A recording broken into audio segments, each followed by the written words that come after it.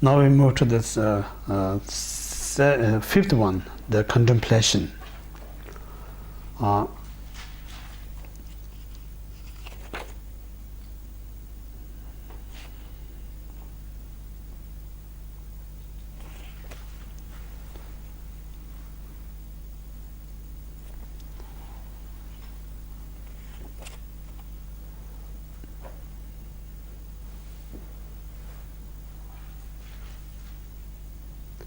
So contemplation, again, you talk about the first definition, you may say,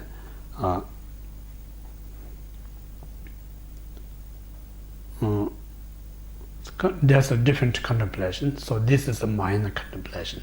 So minor contemplation means like meditating, where you say attending to Buddha, sake or sentient being. One meditates to attain Buddha, sake or sentient beings. That's the minor contemplation. Yeah, that's the definition. But then obstacle we need to know in order to success one's contemplation. One need to know the obstacle.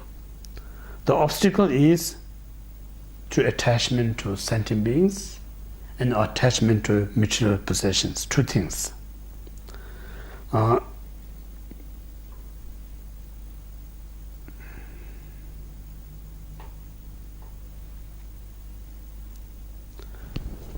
So sentient being, I think, so many should talk. It's not easy, what do we say detached to sentient beings. Again, you need to be very kind of a logic and right state of mind. So reasonably attached to sentient beings, think about what's the logic behind it. So simple logic is the reason we attach because we believe they're going to make me happy. You're not going to attach anything they're not going to make you happy. That's the logic. Yeah? Now think about the object that you attach because your logic is they're going to make you happy. So that's where we need to study about that object. What kind of a mechanism there or exists there to make you happiness? You have to research. If you really research, there's nothing exists to make you happy. The reason is, if you look at the nature of the sentient beings, sentient beings are very unsatisfied nature, very unhappy nature. So someone not happy to oneself, how they can provide happiness to someone else? So this way, we put in expectation in the wrong object because of lack of wisdom. So this way here, very kind of detailed describing the sentient beings, we talk about is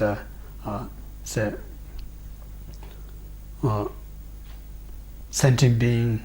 When we live in this social environment, we kind of very competitive with each other. So someone who more success than you get jealous to that person. Someone who is similar to you, you're so competing. And then you're better than someone else, you're so arrogant. No, I'm talking about ordinary mind. You always have some problem, either jealous, competing, or arrogant mind. And then if you say certain unpleasant word, they very instantly react. Sometimes I'm saying, I'm honest, I'm saying in the Western world, one hand people very kind of respect, thank you, how are you, Another hand I say it's not honest, we're so much scared I get offended to others. So if I offended to someone, I get trouble. So more like a fear based, not rather than genuine kind of reasons. So this, because the reason is like in the modern society, kind of creating us like an important person, even though we're important or not. It's kind of a modern therapy, make you feel good. Even you're not doing well, you say you're doing excellent. If you're not a good person, you're a good person. It's kind of positive, we say that. But on one hand, it helps you when you say some positive. But then in the long run, it doesn't help you, because the only person who care you says nice things, but someone who no care, they honest you, if you do the wrong thing, they can tell you the wrong things, then you have to accept that one. Then we get trouble. So always out there, not going to find someone. Sometimes I'm saying when we live in such arrogant life, we love people lying to us. You are great, you're so beautiful, you're so nice, even though we are not that kind of. We love that. Then someone honest you have a trouble, you did wrong, we dislike it. So we don't like the honest one, we like the lying, dishonest. Yeah. So anyway, that's the nature of the sentient beings. Then, so in this way, kind of, again, if you try to help them, somehow they're not satisfied, they're not happy with you. So in this way, very hard to deal with the sentient beings. Even saying Buddha's time, he can't please to everyone. Even he tried everything, still so many people are against him. So in this way, if you know the nature of the sentient beings, that themselves are very unhappy state, then what they can provide you? Happiness. So in this understanding, maybe less attached. Attachment are always we saying, oh, I love them, but really we love them is they make me happy, that's the reason we love them. Not simply I want to help them, that's not the main reasons. All about me.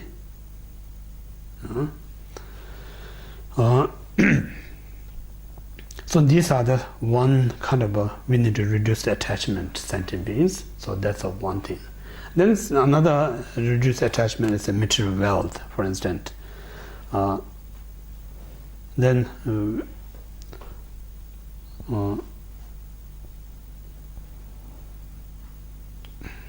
Material wealth, they talk a few other things. So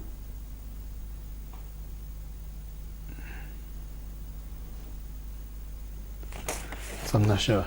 That's what we talk about. Another talk about material wealth is in the beginning when you make it wealth, so much you have to go through negative mind, speech, and action. So that's the beginning, it's non-virtuous. And then meantime, to taking care of these things or to progress that one, also so much negative things. And then end, you have a worry about losing these things. So just thinking of these material things, it takes lots of your time. Not much time to study, not much time to practice. So in this way, think about the material, how much it gives us security, comfort, but actually this attachment causes us more disadvantage than advantage. Sometimes the Shantideva said, if material can make us happiness, then think about it, beginningless up to today, how much we collect life after life, whole this planet is not big enough to contain. Still there's no satisfactions. So now endless time you collect another that amount of, you're never going to be happy. The reason I mentioned earlier, no matter how much you chase the mirage, you're never going to be quenched, rather you're going to die with the thirsty. So in this way, we're just chasing after them and then we lose our life.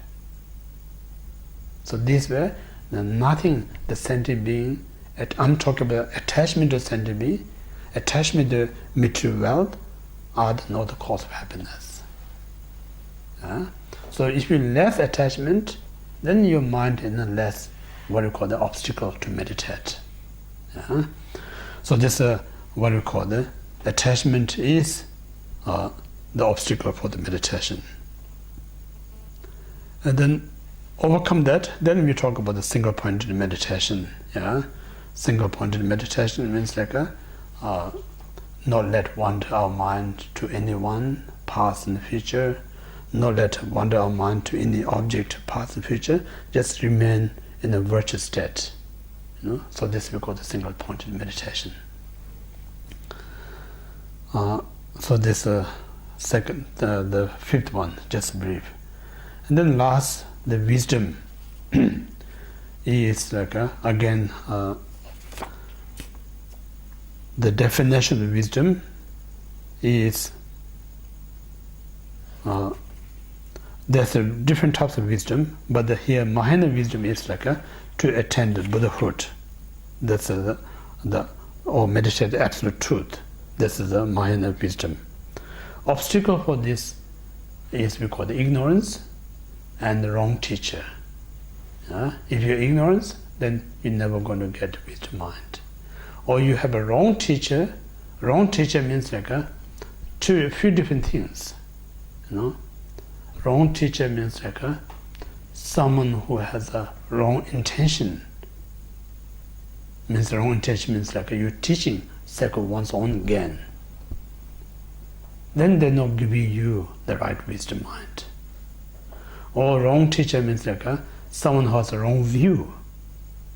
Then you're giving the wrong teaching. That also the kind of make you more ignorance. So that means like sometimes not necessary the teacher may not have a wrong view, maybe right intention. But what they're teaching not necessarily be right view. So they're teaching the wrong view, then student get the wrong view. So this way, ignorance and the wrong teacher are the cause of what we call the ignorance mind, obstacle for the wisdom. So to remove this obstacle, then three wisdoms we talk about: the wisdom of study, wisdom of contemplation, and wisdom of meditation. So means like I always saying like if you're very new to the Buddhist, then it's kind of as an introduction point of view. You can listen modern Buddhist scholar, whether they're really qualified or not, but they know some Buddhist philosophy, and that they can talk about modern way. So it gives you some kind of test of Buddhism. But then if you've been in a Buddhist, I always say, been for some time, then you should more study the authentic texts, Indian texts, Tibetan Great Master texts. Those are very valid ones. Centuries, many scholars use this text. Centuries, many great realization use that text as path to gain realization. So it's a very valid. So this reason is so valuable if you put more effort to study more authentic texts. So these things really going to bring you the right wisdom. So that's we call the wisdom study. Even in the explanation, they're saying you should what called that Nagarjuna stated, you should not rely others to gain your own liberation. No one else can liberate you, but you have to liberate yourself. So liberation is absence of the delusion, nothing else. So in order to absence of liberation, what you require is you need to study. What type of study Nagarjuna said? You have to study what the Buddha said. Because what Buddha taught is based on what he realized it. So if you study that and you practice that one, you're going to have exactly the same experience or realization as the Buddha had. So that kind of study is important. So once you study, then you use your logic mind to contemplate. Anything there underestimate or exaggerate. You cut everything, make it pure, perfect. So before one meditate, while we meditating, you need to be a correct one. Meditation is the kind of familiarizing. Meditation is the kind of experience developed creating the right state of the mind. So if you create a wrong habit, it's very hard to change it. So this reason, first you must have what we call the correct understanding through the contemplation. So once you have nothing contradict, it's very logical. So this very clarity you need to be familiarized. This we call the meditation.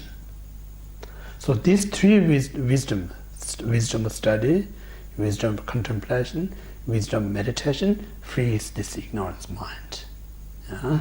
So that's the meditation, three wisdoms. And then the benefit, we say like a temporary benefit, that's like in this life, you can be a very knowledgeable person if you have a wisdom mind, very knowledgeable. And then when you attain Buddhahood, nothing lacking to turn any kind of will of Dharma. That's what I'm saying. Like Buddha, when they turn the will of Dharma, according sentient beings' mental propensities. So it means like a very learned, very experienced doctor, nothing lacking about the knowledge of medical science or medical knowledge. So this doctor can provide all sorts of complicated sickness. So same like a Buddha who has a fully omniscience, knows every single thing what it requirements. That's the reason it's like for beginner, we usually talk about the three types of virtues. Virtues in the beginning, virtues in the middle, and the virtues at the end. So we all have to start from the beginning. So what kind of virtue in the beginning, what really is saying like you and me, kind of what really important is not enlightenment right now. We don't have any idea what's enlightenment for beginner. Because we're so much kind of what I call the victim of this suffering and unhappiness. We just want to minimize. We want to have some kind of peace and happiness. Beginning only we want that one. So those type of people, Buddha taught about 10 virtues. If you want to short-term happiness, you should practice the virtues. If you don't want to be unhappy, suffering, you abandon non-virtues. So this is virtues in the beginning. So more the study, then they realize I can achieve much greater than that. So those type of person, then Buddha teach the second, renunciation. It's a virtue in the middle. Now I can achieve much more happy than this in the future. I also can liberate it. That kind of idea comes. So that time, then Buddha teach, we call the renunciation teachings. And then the more you progress that, then you realize it's not right me to attain enlightenment. All beings in the same boat, they all achieve this great happiness. So this way, you develop this mindless mind. And then that type of person, Buddha teaches mind teachings. So in this way, we always say like Buddha never give any teaching based on what he knows, what he experienced. Everything he gives according to what sentient being requires, what they need, what their benefit. So in this way, to give according to what they need, you need to have this omniscient mind. Without omniscient mind, it's impossible. So this comes from the, right now, you develop this wisdom through the study, wisdom that you're contemplating, wisdom that you're meditating. So these three practice, one day you make a perfect wisdom. So that's we call omniscience. So in this way we completed the third. If you have attachment to this life, so if you have attachment to self-purpose, you do not have bodhicitta mind. So we stop here today.